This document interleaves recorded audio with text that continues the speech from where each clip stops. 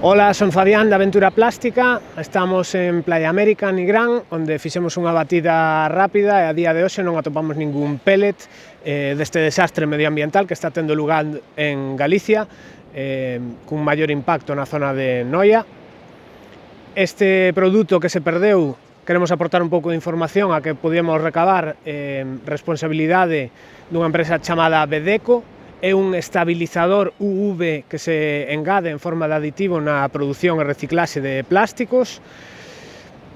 Ten un tamaño de 5 milímetros aproximadamente, polo cal calquer peneira que teña un tamaño de 4 ou 3 milímetros de separación pode ser unha ferramenta útil para separalo. O recomendable, mentres non teñamos máis datos sobre que produto químico é que utilicedes sobre todo luvas, vale?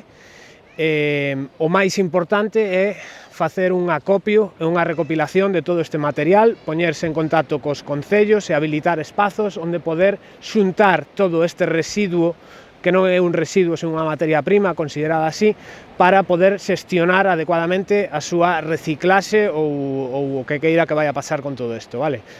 Moito ánimos que estades aí recollendo estas boliñas, nada, vémonos aí, vale?